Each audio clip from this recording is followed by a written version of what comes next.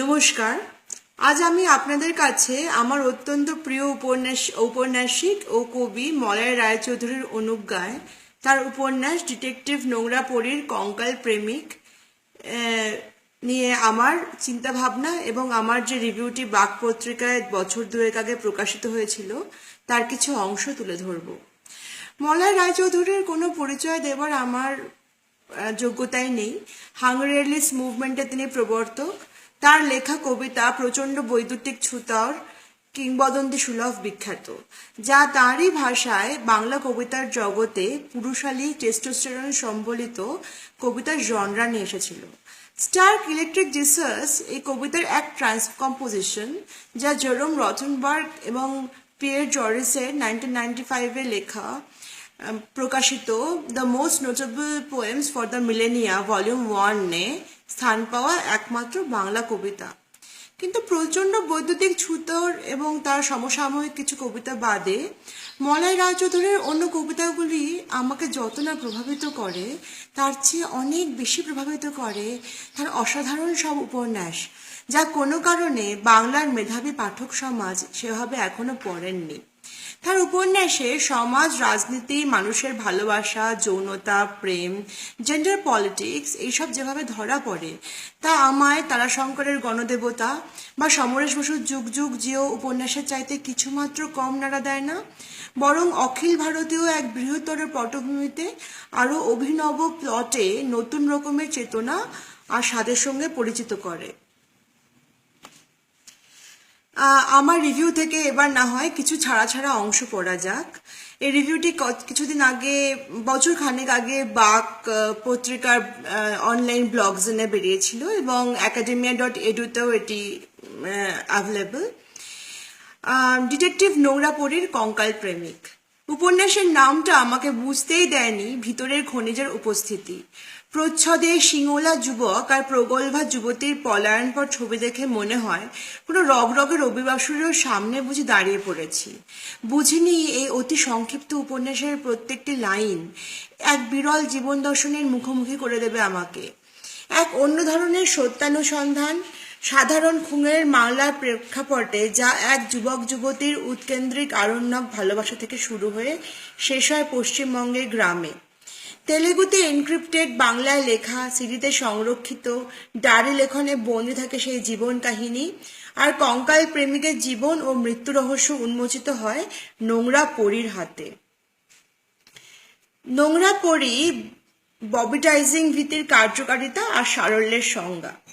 নোংরা পরী বেরিয়ে এসেছে এডিথ ওয়াটন বর্ণিত দ্য এজ অফ ইনোসেন্সের পর্দা কেটে। ইন্সপেক্টর রিমা খান অপরাধীর চোখের গতির ভিত্তিতে ক্রিমিনাল ঠেঙান। যে ক্রিমিনালরা জেরা করার সময় পায়ের দিকে তাকিয়ে থাকে তাদের 2 ডিগ্রি, যারা মুখের দিকে তাকিয়ে থাকে তাদের 3rd ডিগ্রি। বুকের দিকে তাকিয়ে থাকাটা নাকি তুলনামূলকভাবে স্বাভাবিক। রিমা খানের ভাষায় তারা প্রকৃতির মাদার্স অ্যান্ড ইনস্টিংক্ট মেনে চলে। তাদের ঠেঙে কথা আদায় না করে সাব ইন্সপেক্টরের উপরে ছেড়ে দেন এই দুধে পুলিশ অফিসার। রিমা খানকে উপন্যাসের পুরুষতান্ত্রিক সমাজ নাম দিয়েছে নোংরা পরী। নোংরা কারণ সে সিমেন ডি বভর সেকেন্ড সেক্স হয়ে যেতে রাজি নন। সে আদ্যপাত্য পুলিশ, প্রফেশনাল সমস্ত অর্থে, এমনকি ছুটকো ঘুষ নেবার ক্ষেত্রেও। তিনি দুর্দান্ত দুঁদে। তার ভয়ে তার অঞ্চলের ক্রিমিনালরা লোকালিটি বদলে ফেলে। বেটি ফ্রেডান যে ফেমিনিক মিস্টিক চ্যালেঞ্জ জানিয়েছেন, তা আজকে সমাজেও এখন পৃথিবী জুড়ে বর্তমান। এই নারীত্বের রহস্য শতকের পর শতক কখনো চীনে মেয়েদের পায়ে জুতো ঢুকে ছোট করতে বাধ্য করে, আফ্রিকার উপজাতির মেয়েদের মরাল গ্রীবাকে দীর্ঘায়িত করতে ধাতব বালায় বালায় বরবাদ করে দেয় ঘাড়ের মাথাকে ধরে রাখার কার্যকরিতাটুকু। এই নারীত্বের সন্ধানে ইউরোপের শিক্ষিতা মহিলারা প্রেমপত্রে বানান ভুল করেন, পদার্থবিদ্যার ডিগ্রি না নিয়ে পড়তে চান সুললিত আর্টস। প্রেম করকম হয়ে থাকে। এই উপন্যাসটি আসলে শুধু ডিটেকটিভ উপন্যাসও নয়, আবার শুধু প্রেমের উপন্যাসও নয়। এখানে একটা অন্য ধরনের ভালোবাসা কবি তুলে ধরতে চেয়েছেন। আমাদের নর্মাল জীবনযাপনে অনেক রকম হয়ে থাকে প্রেম। মেয়ে মাকড়সার সামনে পুরুষ মাকড়সার সুইসাইডাল প্রেম, মক্ষীরানীর সামনে খুদে মৌমাছি শ্রমিকের প্রেম, রেপিস্ট হাঁসের প্রতি হংসিনীর প্রেম, ডলফিনের হরণ বা অপহরণমূলক প্রেম, সতী নারীর প্রতি প্রেম, বড়লোকের বেশ্যা প্রেম এবং সমান্তরালভাবে সন্তানের মায়ের প্রতি প্রেম, এরকম অনেক রকমের। আমাদের কঙ্কাল, যিনি কিনা ইন্সপেক্টর রিমা খানের আবার চাকরি ফিরে পাবার পাসপোর্ট, তিনি ছিলেন গণিতবিদ। এখানে মলয় রায়চৌধুরী বোধহয় গণিতের অবতারণা করেছেন কুয়াশাহীন শুদ্ধ চিন্তার প্রতীক হিসেবে। নিরঞ্জন ওরফে কঙ্কাল বুঝে গিয়েছিলেন তিনি বহুগামী, তাই কোনো মহিলাকে এবং নিজেকে সমস্যা না দিতে চেয়ে বিয়েটি না করে শুদ্ধ গণিত ও শুদ্ধ যৌনতার চর্চা করে গেছেন প্রেমে পড়ার আগে অবধি। মলয় রায়চৌধুরী দেখিয়েছেন তার দুরকম প্রেম। নিম্নগ্রামী প্রেমটি মস্তিষ্ক থেকে শিষ্ণ হয়ে এসে হৃদয়ে যা ইকুইলিব্রিয়াম পেল, মাসিক আবর্তনে মাপল সময়। একজন জীবন খুঁজতে পালিয়ে গেছিল, অন্যজন গিয়েছিল শুধু পলায়ন পড়াকে দেখে। মায়া পাল পুরোদস্তুর আধুনিক যুবতী। তিনি কুড়মুড়ে ইংরেজি বলতে বলতে অনায়াসে উচ্চপদে চাকরি পেয়ে যান। তিনি সুপুরুষ গণিতবিদের হাত ধরে বলেন, চলুন পালাই। আর কামুক বিশ্বামিত্র ও তার সঙ্গিনী চলেন অরূপের সন্ধানে অন্ধ্রপ্রদেশের বারাইটস খনি অঞ্চলে। তাদের অতিপ্রাকৃত ও অতিপ্রাকৃতিক প্রেম সেই অরণ্যে যাপিত হয়। অতি প্রাকৃতিক কারণ মলয় রায়চৌধুরী এখানে খুঁজতে চেয়েছেন প্রকৃতির সঙ্গে মিথজীবীভাবে যাপিত জীবনের দিকটা, বাছুরকে দুধ থেকে বঞ্চিত না করে, মুরগির ছাল ছাড়িয়ে না নিয়ে, ভেড়ার লোম কেটে না নিয়ে বাঁচার পদ্ধতি, মায়ার এনভায়রনমেন্টালিজম, জীবপ্রেম। এখানে খুব সুন্দরভাবে দেখানো হচ্ছে দুজন মানুষ একে অন্যকে কেন্দ্র করে বেঁচে থাকার আনন্দ। এখানে নিরঞ্জন ঘড়ির অভাবে মায়ার মাসিক বা ঋতুস্রাবের দিনগুলোকে গাছের গুঁড়িতে খোদাই করে রাখেন আর হিসেব রাখেন দিন মাস বছরের। Metamorphic theorists also discuss how cultures like the Romance and the Gaelic use the same words for menstruation and keeping of time, while the Mayan calendar was directly influenced by women's menstrual cycles. Wikipedia থেকে উদ্ধৃত। Wikipedia আর Google আমাদের বলে দেবে মহাজাগতিক ক্যালেন্ডারটি অনেক ক্ষেত্রেই কিভাবে প্রাচীনকালীন নারীর শরীরের ঋতুচক্রের দিকে তাকিয়ে বানানো হয়েছিল, কখনো 29 বা কখনো 30 দিনের বিরতিতে। মলয় রায়চৌধুরী আমাদের কঙ্কাল প্রেমিকের আরেক রকম প্রেমের বর্ণনা করেছেন, যা কিনা ঊর্ধ্বগামী ভালোবাসা, এবং সেই ভালোবাসায় জোরে মৃত প্রেমিক সখীর জন্য বীজ শুইয়ে রাখে বরফে। শরীরের ভালোবাসাকে আমরা মাঝে মাঝে একটু নিম্নমানের বলি, পর্দা তুলে দিই। রজবিনী প্রেম নিকশিত হেম, কামগন্ধ নাহি তাই, যেন কামগন্ধ খারাপ বস্তু, যেন আমাদের সবার উৎস লজ্জার। এই ক্রিশ্চিয়ান অরিজিনাল সিনের পাব্য যা আমাদের উপর চাপিয়ে দেওয়া হয়েছে, যে পাব্য থেকে আজ বহু মেয়ের অঙ্গ কেটে দেওয়া হয় যাতে তারা শয়তানি আনন্দ উপভোগ না করে শুধু সন্তান প্রসবের যন্ত্র হিসেবে নিজেদের শরীরকে নিয়ে খেলে, জানতে পারে নিজেদের শরীরকে ব্যবহার করে, বহন করে। সেখানে মিলি একদমকা খোলা হাওয়া। মিলি কিশোর আনারে নিরঞ্জনকে ভালোবাসতে শেখায়। তারা বিভিন্ন পদ্ধতিতে নিজেদের শরীরকে নিয়ে খেলে, জানতে পারে যান্ত্রিক ভঙ্গিতেই বিভিন্ন আনন্দের উৎসমুখ। এই তো সেতার বাজাবার আগে টুংটাংটুকু না করলেই নয়। নিরঞ্জন ভালোবেসেছেন মায়াকে, কিন্তু মিলির জন্য মৃত্যুর আগে রেখে গিয়েছিলেন শুক্র ডাক্তারের কাছে মিলির ইচ্ছা অনুযায়ী। মিলি সন্তান চেয়েছিল, মায়া চায়নি। এখানে শিষ্ণ থেকে উঠে গেছে ভালোবাসা হার্টে, কি মন্ত্রে কে জানে। এক্ষেত্রে মলয় রায়চৌধুরীর একটা ইন্টারভিউ মনে পড়ে গেল, আলেকজান্ডার জর্গেনসেনকে দেয়া। অ্যালেক্স বলেছেন, if you could walk a mile in whatever circumstance, where would you choose to do it? Malay বলেছেন, I would go to the bank of river Ganges at the place where I had kissed my Nepali classmate Bhuvan Mohini Rana, my first and memorable kiss. I do not know where she is now. Must have become old or might have died. She was 2 years older than me. I would sit at the same spot at the same time of autumn evening to revisit her tenderness.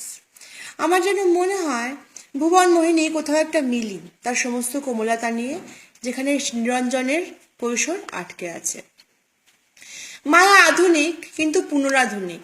তিনি জানতে চেয়েছেন জীবনের যাপনগত সত্যটা, মানুষ ঠিক কোন আঙ্গিকে সভ্য, জীবহত্যার ঊর্ধ্বে উঠে প্রকৃতির সঙ্গে মিথুজবিতার মাধ্যমে বাঁচা যায় কিনা তাই দেখতে চেয়েছিলেন তিনি। তাই দুধের শিশুকে ছেড়ে স্বামী এবং সমাজের দেওয়া অসহিষ্ণুতা ও অপমান থেকে পালিয়ে যেতে তিনি খপ করে নিরঞ্জনের হাত ধরে বলেছেন, চলুন পালাই। No, it is impossible. It is impossible to convey the life sensation of any given epoch of one's existence. That which makes its truth, its meaning, its subtle and penetrating essence. It is impossible. We live as we dream, alone. Joseph কনরাডের এই জাতীয় উক্তিকে মেনে নিতে পারেননি ইংরেজি ছাত্রী মায়া পাল।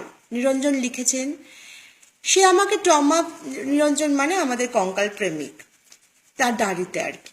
সে আমাকে Thomas Hobbes, Joseph Conrad, Anthony Burgess, William Golding আর কার কার যেন প্রতিটি নাম মনেও নেই এতদিন পরে এনাদের লেখালেখির কথা শোনাতো।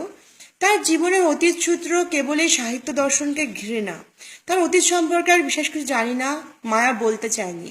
বলতো ওনারা জীবনের ভুল ব্যাখ্যা করে গেছেন। ওনারা নাকি বলে গেছেন একজন মানুষের জীবন সংক্ষিপ্ত, সে একাকী, কেউ নেই তার।